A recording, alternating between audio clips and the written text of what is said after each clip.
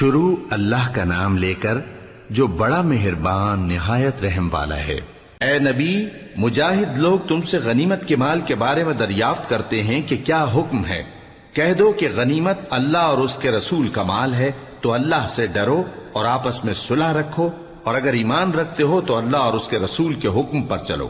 مومن تو وہ ہیں کہ جب اللہ کا ذکر کیا جاتا ہے تو ان کے دل ڈر جاتے ہیں، اور جب انہیں اس کی آیتیں پڑھ کر سنائی جاتی ہیں تو ان کا ایمان اور بڑھ جاتا ہے،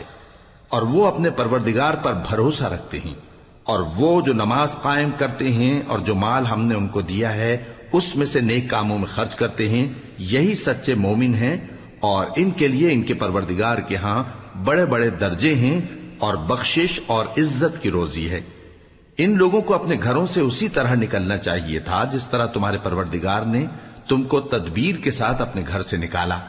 اور اس وقت مومنوں کی ایک جماعت ناخوش تھی، وہ لوگ حق بات میں اس کے ظاہر ہونے کے بعد تم سے جھگڑنے لگے،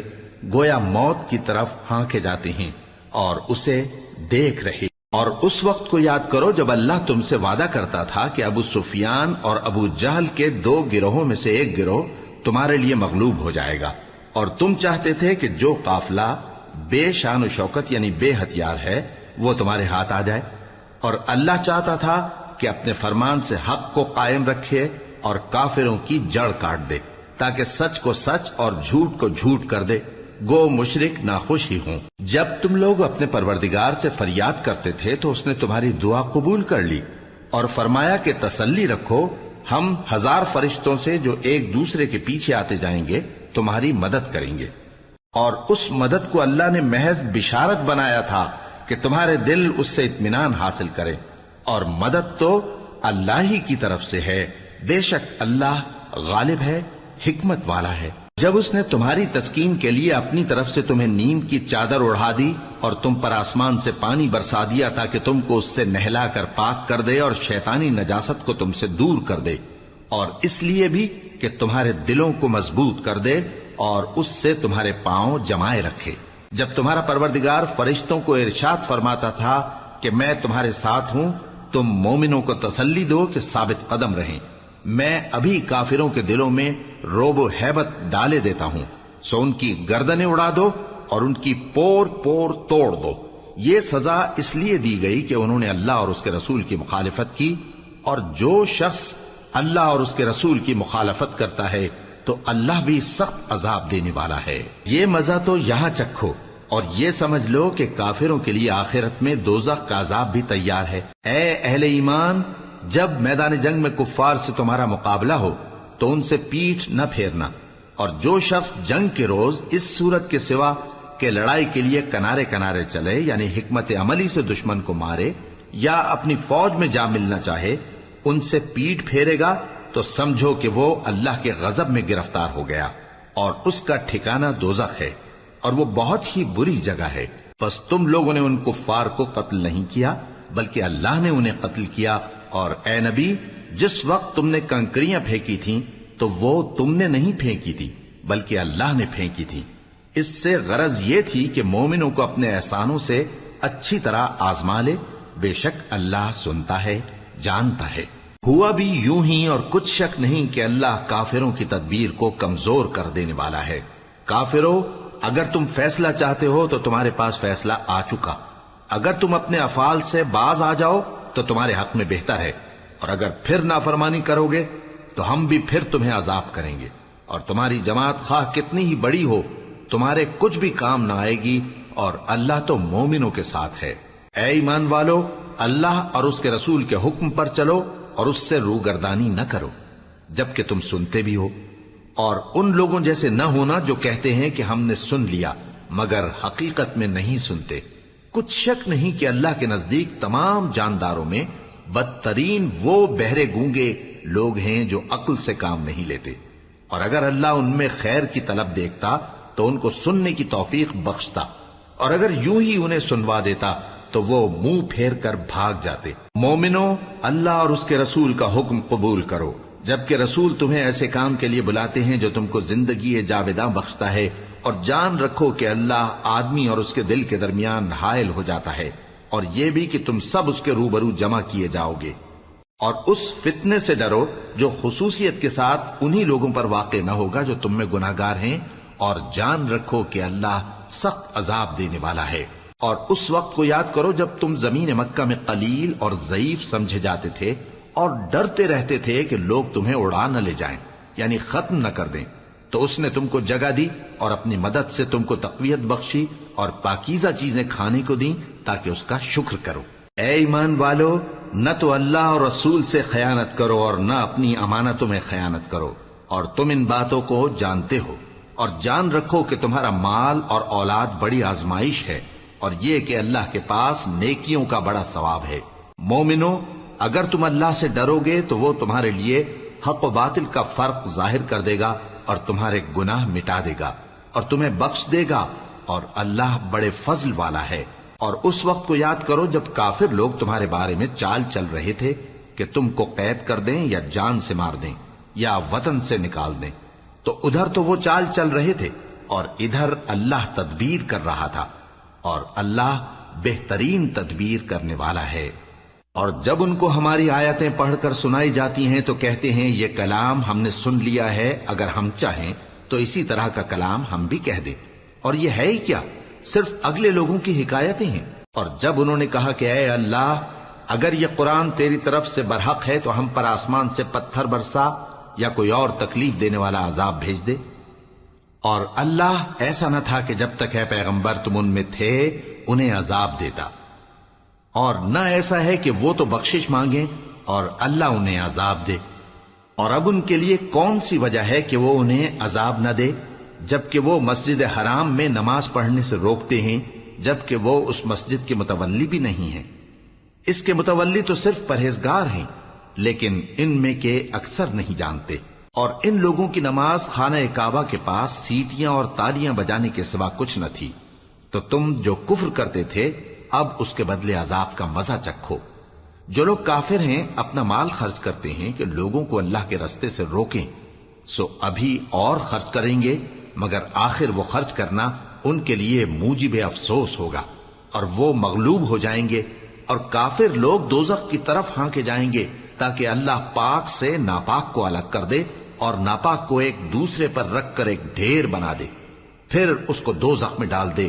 یہی لوگ خسارہ پانے والے ہیں۔ اے پیغمبر، کفار سے کہہ دو کہ اگر وہ اپنے افعال سے باز آ جائیں تو جو ہو چکا وہ انہیں معاف کر دیا جائے گا، اور اگر پھر وہی حرکات کرنے لگیں گے تو اگلے لوگوں کا جو طریقہ جاری ہو چکا ہے وہی ان کے حق میں بھی برتا جائے گا۔ اور ان لوگوں سے لڑتے رہو یہاں تک کہ فتنہ یعنی کفر کا فساد باقی نہ رہے اور دین سب اللہ ہی کا ہو جائے، اور اگر وہ باز آ جائیں تو اللہ ان کے کاموں کو دیکھ رہا ہے، اور اگر روگردانی کریں تو جان رکھو کہ اللہ تمہارا حمایتی ہے، اور وہ خوب حمایتی اور خوب مددگار ہے۔ اور جان رکھو کہ جو مال غنیمت تم کفار سے حاصل کرو اس میں سے 5واں حصہ اللہ کا اور اس کے رسول کا اور اہل قرابت اور یتیموں کا اور محتاجوں کا اور مسافروں کا ہے۔ اگر تم اللہ پر اور اس نصرت پر ایمان رکھتے ہو جو حق و باطل میں فرق کرنے کے دن یعنی جنگ بدر میں جس دن دونوں فوجوں میں مٹ بھیڑ ہو گئی تھی ہم نے اپنے محبوب بندے محمد صلی اللہ علیہ وآلہ وسلم پر نازل فرمائی، اور اللہ ہر چیز پر قادر ہے۔ جس وقت تم مدینے سے قریب کے ناکے پر تھے اور کافر دور کے ناکے پر، اور قافلہ تم سے نیچے اتر گیا تھا، اور اگر تم جنگ کے لیے آپس میں قرارداد کر لیتے تو وقت معین پر جمع ہونے میں تقدیم و تاخیر ہو جاتی،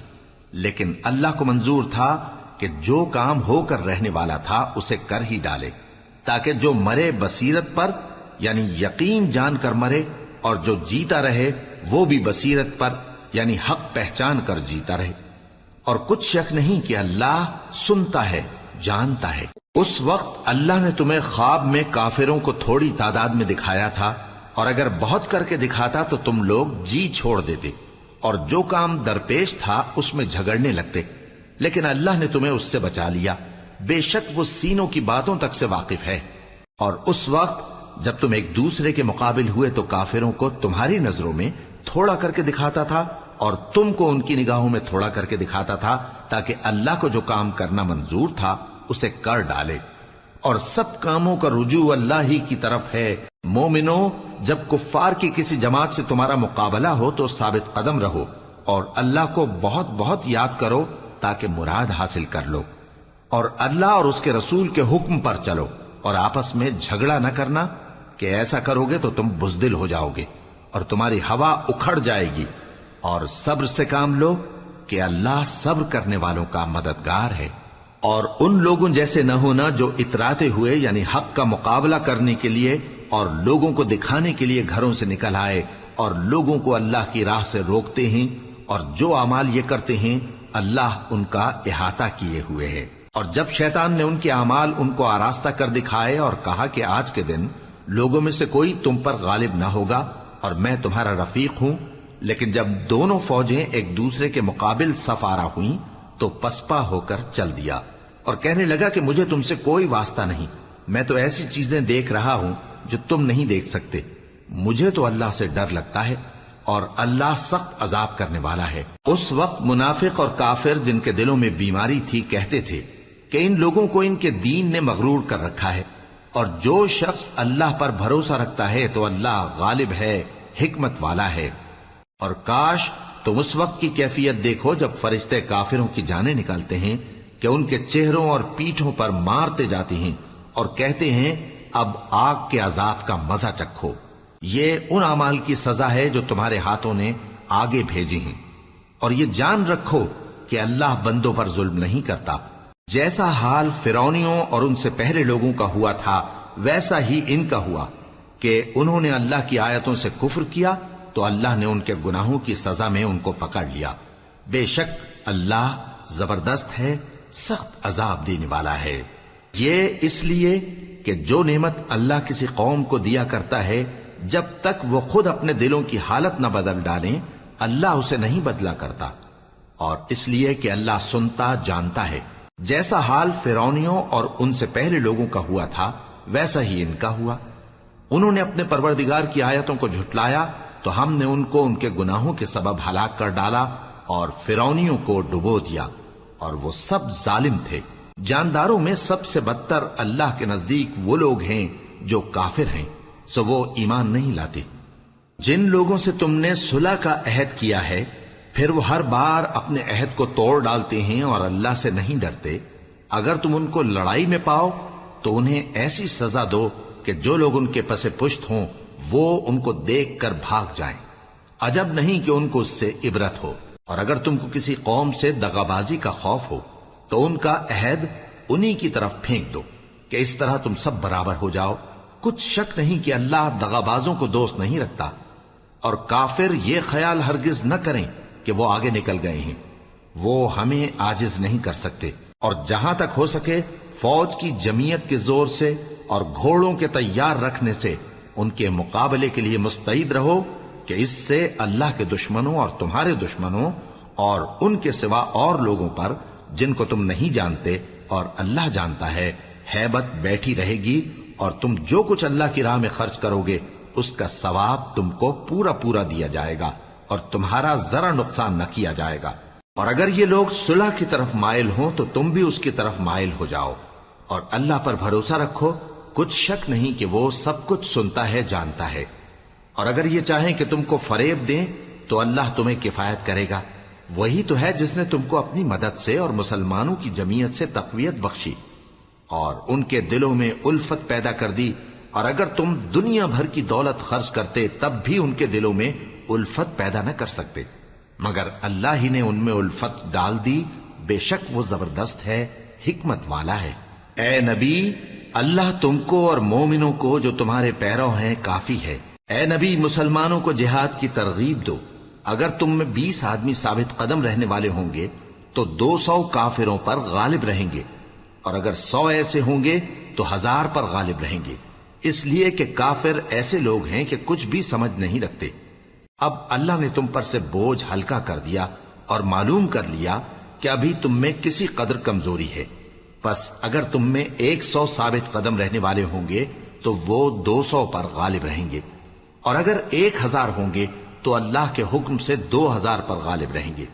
اور اللہ ثابت قدم رہنے والوں کا مددگار ہے۔ پیغمبر کو شایع نہیں کہ اس کے قبضے میں قیدی رہیں جب تک کافروں کو قتل کر کے زمین میں کثرت سے خون نہ بہا دے۔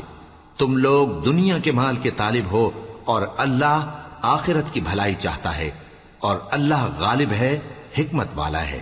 اگر اللہ کا حکم پہلے نہ ہو چکا ہوتا تو جو فدیہ تم نے لیا ہے اس کے بدلے تم پر بڑا عذاب نازل ہوتا۔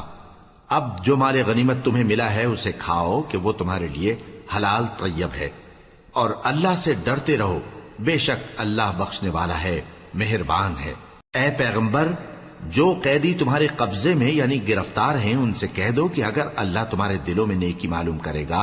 تو جو مال تم سے چھن گیا ہے اس سے بہتر تمہیں عنایت فرمائے گا اور تمہارے گناہ بھی معاف کر دے گا،